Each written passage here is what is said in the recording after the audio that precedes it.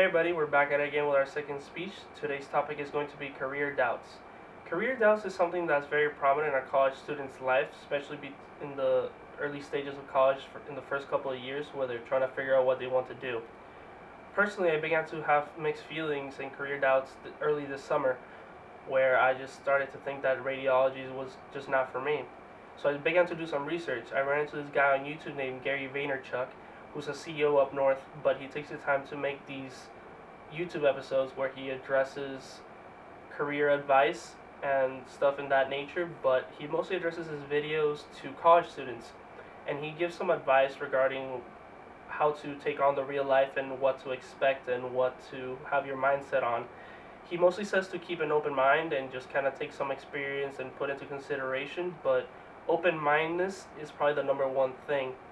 And he says between the ages of 20 and 25 is the time period where you just take risks and meet people and make connections and get that experience just to have that under your belt.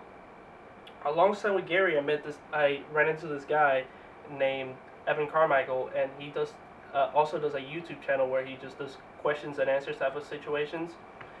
And he agrees with Gary that you mostly just have to be open-minded, because if you're narrow-minded, you're just going to let some opportunities walk right past you and you're never going to find what you actually want to do, because most of us, according to Gary, are taking the safe route, which is to find a career such as medicine or engineering or stuff that are in high demand right now, but things in the real life are run by people, and Gary says people run this world, and most people are getting those opportunities by connections rather than a degree.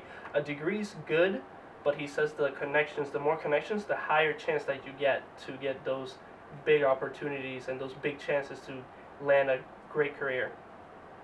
Alongside those two guys, I ran into three other people who kind of do vlogs and blogs, and they talk about careers and stuff. So the first person I ran into was Curtis, and he wrote a segment on his personal encounter towards career doubts, and he just says that he was mostly open-minded, and he just talks about how he attacked that situation, and all he had to say was that he just got more experience than he had and took it into consideration to decide what his career was. On the other hand, we had Arlene, where she says that you just have to ask yourself some questions like risks and how the career is going to look on you and how it affects your life. So I'm adding that to my guide on what I want to do. Finally, I found a woman named Dorothy who wrote a blog where she says that you just kind of have to sit down and evaluate yourself and find your interests, write them down, and map around that to find your career. Do not pick a career and then set yourself around that career. You have to find what you like first and then pick a career, because if not, you're gonna find yourself doing something that you don't love for the rest of your life. So you have to evaluate yourself to pick what you want to do, and that's how you find a career.